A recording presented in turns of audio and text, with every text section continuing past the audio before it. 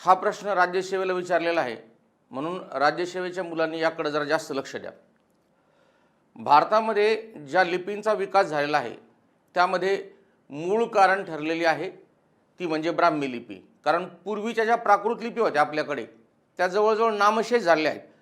मग भारतामध्ये सर्व लिपींची हिला माता म्हणण्याचं कारण एक आहे, कारण हीच लिपी सर्वांसाठी कारणीभूत ठरलेली आहे। आता पहा, ज्यावेळेस इकडून अगदी तांबडा समुद्र, भूमध्य समुद्र इकडून ज्यावेळेस आर्य भारतामध्ये आले आणि सिंधू नदीच्या खोऱ्यामध्ये राहिले, त्यावेळेस इथं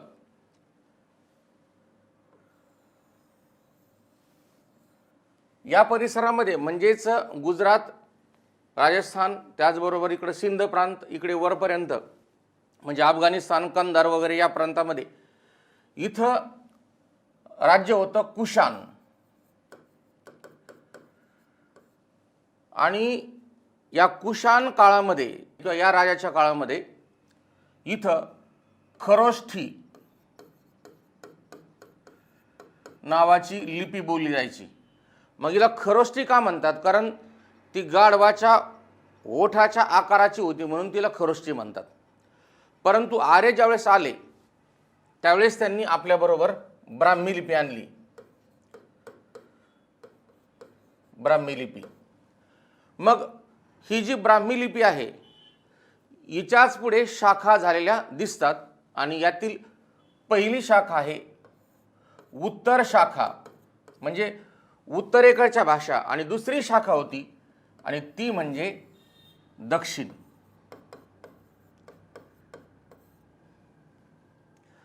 आता दक्षिणेकडे जी ब्राह्मी लिपीची शाखा आली तिच्यामधून कोणत्या लिपी विकसित झाल्या हे लक्षात ठेवा। यामध्ये तेलुगू, तमिळ, कानडी या लिपी विकसित झाल्या आणि यातूनच नंतर मल्याळम ही सुद्धा लिपी विकसित झाली, म्हणजे त्या सगळ्या द्रविडियन गटातलीच आहेत। मग याच्यामध्ये एकूण 4 भाषा मोडतात, तेलुगू, तमिळ आणि कानडी आणि मल्याळम।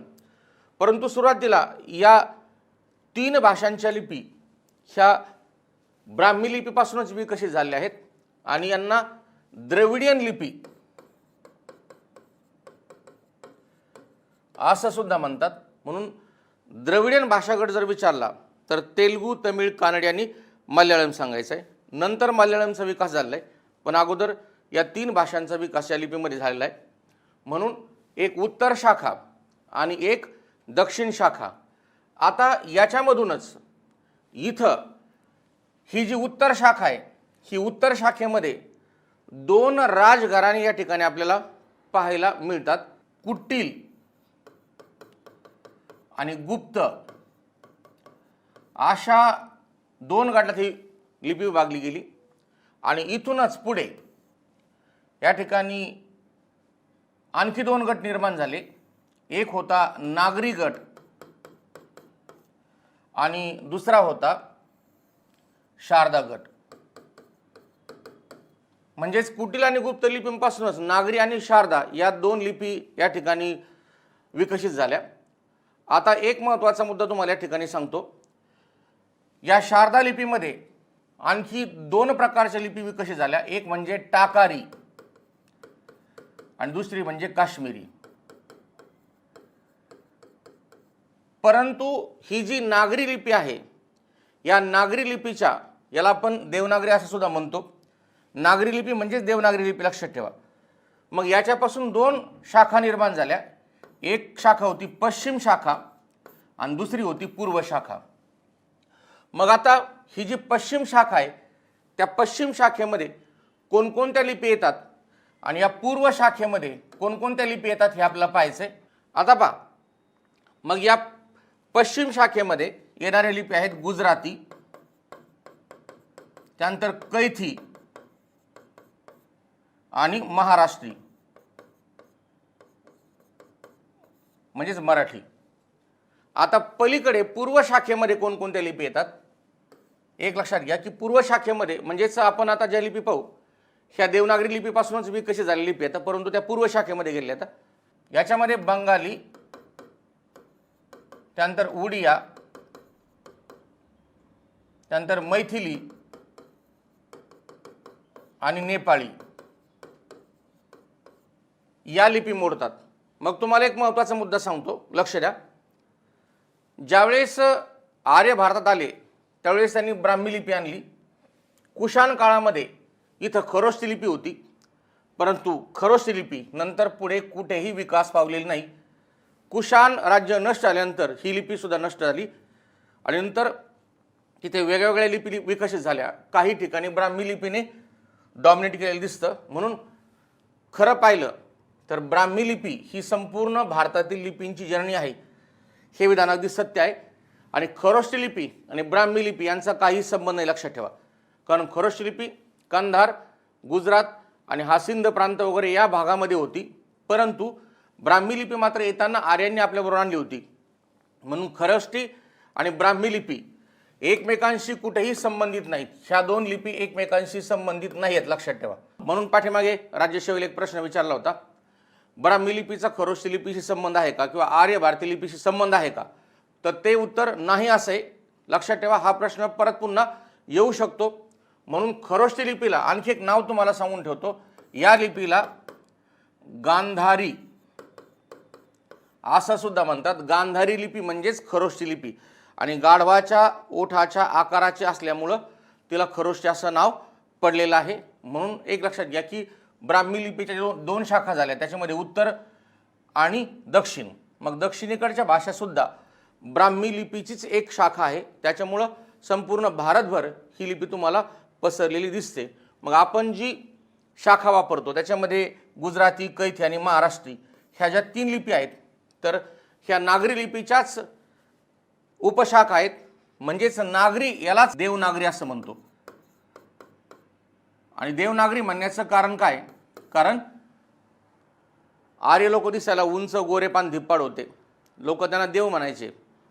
त्यांनी नगरात वास्तव्य केलं होतं, म्हणून त्यांनी वापरलेली जी लिपी आहे ती देवनागरी आहे असं म्हटलं जातं आणि तीच लिपी आपण सध्या वापरतोय. आता पुढचा मुद्दा आहे, जरी परकीय लिपींचं आपल्यावरती आक्रमण होत होतं तरी आपल्याकडे काही प्राकृत लिपी म्हणजेच लोकांच्या बोली भाषेतील लिपी अजूनही अस्तित्वात होत्या. जसं महाराष्ट्रामध्ये महाराष्ट्री प्राकृत भाषेचा उगम त्या काळात होता किंवा लोक ती लिपी वापरायचे. परंतु आता इथं पहा, भारताचा जर नकाशा जर पाहिला तर पूर्व बाजूला मागधी, त्यानंतर पश्चिम बाजूला शौरसेनी आणि मध्य प्रदेश आणि उत्तर प्रदेश या परिसरामध्ये मात्र तुम्हाला अर्धमागधी भाषा प्राकृतिक स्वरूपात किंवा प्राकृत म्हणून या ठिकाणी तुम्हाला आढळेल. आणि याच्या खाली इथं महाराष्ट्रामध्ये जर इथला विदर्भ आणि मराठवाडा जर म्हटलं तर त्या ठिकाणी तुम्हाला महाराष्ट्री प्राकृत ही लिपी पाहायला मिळेल. म्हणून इकडे मागधी, इकडे शौरसेनी यांच्या दोघांच्या मध्ये मध्य प्रदेश आणि उत्तर प्रदेशामध्ये अर्धमागधी नावाची लिपी विकसित झालेली दिसते. आणि ह्या सगळ्या प्राकृतिक किंवा प्राकृत लिपी होत्या. अशा प्रकारे जरी आपल्या स्थानिक लिपी असल्या तरी बाहेरच्या लिपींनी आपल्यावरती आक्रमण केलं. जसं आपली सध्या देवनागरी लिपी आहे, परंतु तुमचे सगळ्यांचेच जर मुलं इंग्लिश मिडियममध्ये जायला लागले तर देवनागरी लिपी ते विसरून जातील आणि इंग्रजीचं आपल्यावरती आक्रमण होईल. अशा प्रकारे ब्राह्मी लिपीने संपूर्ण भारतामध्ये आक्रमण केलं आणि वेगवेगळ्या कालावधीमध्ये ती वेगवेगळ्या नावाने ओळखली जाऊ लागली. जसं सध्या त्याच लिपीचं प्रॉडक्ट आपण वापरतोय आणि ते आहे देवनागरी लिपी. हे सगळ्यांनाच माहिती आहे की आपण सध्या जी मराठी लिपी वापरतोय ती देवनागरी नावाने ओळखली जाते. आता पुढे महाराष्ट्रामधील काही साहित्य म्हणजे जसजसा लिपीचा शोध लागत गेला तसतसं साहित्य निर्मिती होत गेली. तर आता सामान्यपणे 13व्या शतकापासून खूप मोठ्या प्रमाणात साहित्य निर्मितीला सुरुवात झाली. तर हेच आपलं इथं पाहायचं आहे, महाराष्ट्र भाषेतील उपलब्ध साहित्य व त्यांचे काळ. आता टीप, गाथा सप्तशती हा जो ग्रंथ आहे हा ग्रंथ महाराष्ट्राच्या दृष्टिकोनातून अतिशय महत्त्वाचा आहे. याला गाथा सप्तशई असं सुद्धा म्हणतात किंवा गाहा सप्तशई असं सुद्धा म्हणतात. हा ग्रंथ ज्ञात ग्रंथापैकी आद्य ग्रंथ मानला जातो आणि याचा स्पष्ट उल्लेख किंवा स्पष्ट पुरावा रंगनाथ पठारे समितीमध्ये दिलेला आहे किंवा त्या समितीच्या अहवालामध्ये आहे. तुम्हाला एक महत्त्वाचा मुद्दा सांगतो. मला ज्यावेळेस काही प्रश्न खटकले त्यावेळेस मी शोध घेण्याचा प्रयत्न केला, तेव्हा मला तो रंगनाथ पठारे समितीचा अहवाल मात्र हातात लागला होता आणि त्याचा उल्लेख पहिल्यांदा मी माझ्या पुस्तकात केलेला आहे. म्हणजे या अहवालानुसार हे असं आहे हे पहिल्यांदा मी माझ्या पुस्तकात उल्लेख करून सांगितलं आणि त्याच्यानंतर मग चर्चा झाली त्या अहवालाची आणि सगळीकडे तो पसरला. आता पहा, गाथा सप्तशती ज्ञातग्रंथापैकी पहिला ग्रंथ आहे असं मानलं जातं. सेतुबंध हा प्रवरसेन यांचा जो ग्रंथ आहे तो 5व्या शतकामधला आहे. गौडवध वाक्पतीराज यांचा 8व्या शतकामधला हा ग्रंथ आहे. लीलावती हा जो ग्रंथ आहे तो कौतूहल यांनी 8व्या शतकात लिहिला आहे. आणि इथपासून 13व्या शतकापासून खऱ्या अर्थाने महाराष्ट्रामध्ये साहित्याला खूप मोठी भरभराट आली.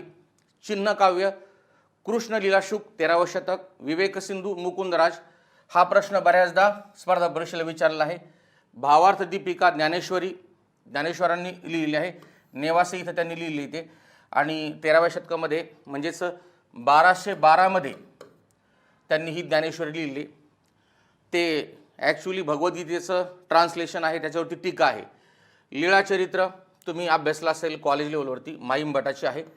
त्यानंतर दृष्टांत पाठ केशवदेव व्यास यांचा हा ग्रंथ आहे आणि पंचवार्तिक भीष्माचार्य. अशा प्रकारे ह्या महाग्रंथांची निर्मिती 13व्या शतकामध्ये झाली. म्हणून साहित्याच्या दृष्टिकोनातून 13वं शतक अतिशय महत्त्वाचं आहे. त्यानंतर एक महत्त्वाचा मुद्दा सांगतो. आपण भाषांचा इतिहास पाहतोय, याचा अर्थ आपल्याला प्राचीन भाषा त्यांची वैशिष्ट्ये हे सुद्धा माहिती असणं आवश्यक आहे. आता अभिजात भाषा ही एक संकल्पना आहे. अभिजात भाषा म्हणजे काय? मूळ स्वरूपातील प्राचीन भाषा जी 2-2.5 हजार वर्षांपूर्वी बोलली जात होती आणि ती आजही आहे आणि तिच्यामध्ये संपन्न साहित्य आहे. अशा भाषेला केंद्र सरकारकडून अभिजात भाषेचा दर्जा दिला जातो आणि यासाठी केंद्र सरकारकडून 500 कोटी रुपयांची मदत जाहीर केली जात होती. परंतु अलीकडे ते बंद झाले. मराठीला अजून काही हा दर्जा मिळालेला नाही. आपण रंगनाथ पठारे यांच्या अध्यक्षतेखाली एक समिती नेमली होती. ते प्राध्यापक आहेत. तर त्यांनी अहवाल सादर केला आहे. महाराष्ट्र शासनाने स्थापन केलेल्या समितीने केंद्र सरकारकडे अहवाल सादर केला आहे आणि आपल्याला अभिजात भाषेचा दर्जा मिळावा यासाठी प्रयत्न चालू आहेत, परंतु अजून मिळालेलं नाही. 500 कोटी रुपये केंद्र सरकारकडून का दिले जातात? तर त्या भाषेचं संवर्धन करण्यासाठी. एकूण 6 भाषांना म्हणजे संस्कृत आणि उडिया दक्षिणेकडच्या ज्या 4 भाषा आहेत जसं तमिळ, तेलुगू, कन्नड आणि मल्याळम, एकूण 6 भाषांना हा दर्जा प्राप्त आहे. अजून मराठीला मात्र हा दर्जा प्राप्त नाही. मग अभिजात भाषा म्हणजे प्राचीन भाषा मूळ स्वरूपातील. मग केंद्र सरकारतर्फे काही निकष मांडण्यात आले होते. ते निकष तुम्हाला या ठिकाणी सांगतोय. भाषेची प्राचीनता, पहिला निकष आहे ती जुनी असावी, 2-2.5 हजार वर्षांपूर्वी तिचं अस्तित्व असावं. भाषेची मौलिकता आणि सलगता, ती मौलिक म्हणजे मूल्यवान असायला पाहिजे. लोकांच्या दृष्टिकोनातून ती भाषा महत्त्वाची असली पाहिजे कारण ती वापरली गेली पाहिजे. आणि सलगता म्हणजे आता पण आणि त्या काळी पण ती भाषा बोलली गेली असायला पाहिजे. भाषेची मौलिकता आणि वाङ्मयीन परंपरेचे स्वयंभूपण, याच्यामध्ये वाङ्मय पण पाहिजे आणि प्राचीन भाषा व तिचे आधुनिक रूप यांच्यात पडू शकणाऱ्या खंडासह जोडलेले नाते. म्हणजे जरी काही बदल झाले असले तरी आत्तासुद्धा ती आधुनिक काळातसुद्धा वापरली गेली पाहिजे. अशा प्रकारचे हे केंद्र सरकारचे आधुनिक भाषेसाठी निकष आहेत. आता आपण पुढचा मुद्दा पाहूया, तो म्हणजे अभिजात भाषा समिती. याचे अध्यक्ष आहेत प्राध्यापक रंगनाथ पठारे आणि सदस्य खाली 9 दिलेत. स्थापना राज्य शासनाने केली, लक्षात ठेवा. आणि अहवाल दिलाय केंद्र सरकारकडे 10 जानेवारी 2012ला ही समिती स्थापन झाली आणि तिने आपला अहवाल सादर केलाय मे 2013ला. याच्यावरती सही जी झाली ती 30 मे 2013ला सही झाली. म्हणजेच हा अहवाल शेवटची सही करून बहुतेक याच तारखेला सबमिट केला असणारे. अंतिम अहवाल सादर मे 2013, तर 30 तारखेला त्याच्यावरती अंतिम सही झालेली आहे अध्यक्षांची. याच्यामध्ये सदस्य प्राध्यापक हरिनरके, डॉक्टर श्रीकांत बहुलकर, श्री सतीश काळसेकर, प्राध्यापक आनंद उबाळे, डॉक्टर नागनाथ कोथापल्ले, डॉक्टर कल्याण काळे, श्री परशुराम पाटील, प्राध्यापक मधुकर वाकोडे, डॉक्टर मैत्री देशपांडे, हे 9 सदस्य, अनेकाध्यक्ष अशी 10 लोकांची समिती होती आणि या समितीने खूप सारी माहिती गोळा करून मराठी भाषा किती प्राचीन आहे हे दाखवून देण्याचा त्या ठिकाणी प्रयत्न केला आहे। तुम्हाला एक सांगतो, तो काज, ही, यासारखे जे शब्द आले होते तर ते या समितीच्या अहवालातले शब्द आहेत। पाठीमागे विचारला होता प्रश्न, मला असं वाटतं कंबाईनला का कुठंतरी त्याला विचारला होता, काज आणि हिया हे शब्द कोणते, तर ते प्राकृतिक भाषेतले शब्द होते, तर ते या अहवालानुसार घेण्यात आले आहेत, लक्षात घ्या। आता पुढे, आता एक महत्त्वाचा मुद्दा जो प्राध्यापक रंगनाथ पठारे समितीने अहवाल सादर केला होता, तर त्याच्यामध्ये काही प्राचीन जे पुरावे आहेत मराठीच्या अस्तित्वाचे, तर त्याविषयी काही उल्लेख केलेले आहेत। आता इथं हा मुद्दा वादाचा आहे, लक्षात ठेवा। याच्यावरती मला असं वाटतं रत्नागिरीला एक प्रश्न विचारला होता ग्रामसेवकला, तर हा प्रश्नसुद्धा वादाचा ठरला होता, म्हणजे कोणता पुरावा अगोदरचा आहे आणि कोणता नंतरचा आहे, याचं उत्तर आक्षी दिलं होतं, लक्षात ठेवा। आता पहा, आद्य शिलालेख बाबत असलेला वाद। आता काहींचं म्हणणं आहे की चावुंडराज श्रवणबेळगोळ कर्नाटक इथं जो चावुंडराजे करवेले ही जी अक्षरं आहेत, ही अक्षरं सर्वात पहिली येतं असं काही पुस्तकात होतं, परंतु त्यांचं त्या ठिकाणी मला असं वाटतं 983 काहीतरी इथं वर्ष मात्र वेगळं होतं। इथं मात्र समितीच्या अहवालामध्ये 1039 असं जे दिले वर्ष, तर हे त्या समितीच्या अहवालावरून घेतलेलं आहे मी, ते लक्षात ठेवा। त्याच्यानंतर आक्षी कुलाबा 934 शिलाहार कीर्षीदेव यांचा हा लेख आहे आणि हा चामुंडराज यांचा लेख आहे। मग हा 934चा आहे, हा 1039चा आहे, पण याच्या अगोदरचा लेख ज्याचं वर्णन याच अहवालामध्ये केले आणि ते म्हणजे 2200 वर्षापूर्वीचा ब्राह्मी लिपीतील शिलालेख, ज्यामध्ये महारठींनो ही अक्षरं लिहिलीत, कारण पुढची अक्षरं त्याच्यात दिसतच नाही तर काय लिहिले ते, हे महारठींनो एवढं मात्र दिसतं आणि हे पुणे जिल्ह्यातील नाणेघाट इथं आहे, म्हणून एक लक्षात ठेवा। आता याच्यातला कोणता शिलालेख सर्वात प्राचीन आहे, तर हा आहे 2220 वर्षापूर्वीचा, म्हणून एक लक्षात घ्या तुम्ही की हा शिलालेख जर तुम्ही तुलनेनं जर विचार जर केला तर सर्वात अगोदरचा शिलालेख ठरू शकतो।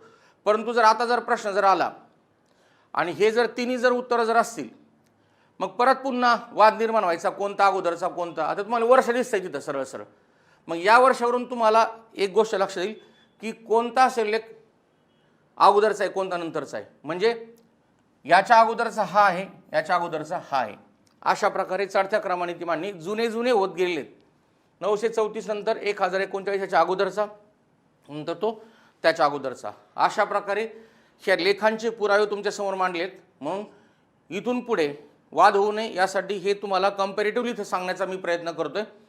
हा लेख जो लिहिला आहे 2220 वर्षांपूर्वीचा ब्राह्मी लिपीतला महारठीनो असा शब्द असलेला हा सर्वात प्राचीन शिलालेख आहे। आता याच्यावरचे काही प्रश्न उत्तर आपण पाहूया। अयोग्य जोडी शोधा। मुकुंदराज विवेक सिंधू बरोबर आहे, ज्ञानेश्वर ज्ञानेश्वरी बरोबर आहे, माहिमभट लीळाचरित्र यांच्या ग्रंथाचं नाव आहे, इथं मात्र ही जोडी चुकीची, म्हणून 3ला जे क दिले ते चुकीचं आहे। त्यानंतर मराठी भाषेचा अभिजात दर्जा शोधण्यासाठी शासनाने टिंबटिंब यांच्या अध्यक्षतेखाली एक समिती नेमली होती, ते होते रंगनाथ पठारे। जी भाषा प्राचीन असून त्या काळी मान्यता प्राप्त होती, त्याचबरोबर तिचे अस्तित्व आधुनिक काळातही टिकून आहे, अशा भाषेला अभिजात भाषेचा दर्जा प्राप्त होतो, तर हे अगदी बरोबर आहे, म्हणजेच पूर्ण विधान बरोबर आहे, पूर्वार्ध व उत्तरार्ध बरोबर आहे। त्यानंतर विद्वानांची भाषा म्हणून खालीलपैकी कोणती भाषा ओळखली जाते। लक्षात ठेवा की संस्कृतमध्ये खूप सारं साहित्य निर्माण झालं आणि ती पंडितांची भाषा म्हणजेच विद्वान लोकांची भाषा म्हणून प्रसिद्ध होती, म्हणून हा पर्याय क्रमांक 3 बरोबर आहे। योग्य विधान ओळखा। अर्धमागधी भाषा सामान्यपणे मध्य प्रदेश व उत्तर प्रदेशात विस्तारलेली दिसते, बरोबर आहे।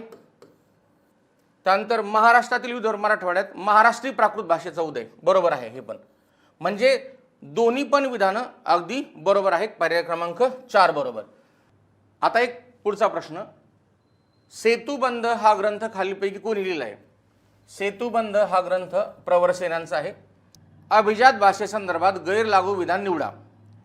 ती परकीय भाषेपासून निष्पन्न झाली असावी, बिलकुल नाही. पहिलंच गैरलागू आहे, कारण ती मूळ स्वरूपातील लागते, म्हणून हे पहिलं विधान या ठिकाणी चूक ठरतं. त्यानंतर खालीलपैकी कोण अभिजात भाषा समितीचे सदस्य नव्हते? नागनाथ कोतापले जे डॉक्टर होते, तर ते आपली इथं डॉक्टर बाबासाहेब आंबेडकर युनिव्हर्सिटीचे कुलगुरू पण होते, तर ते तर होतेच. डॉक्टर कल्याण काळे होते, कौतिकराव ठाले पाटील मात्र नव्हते. हे नाही.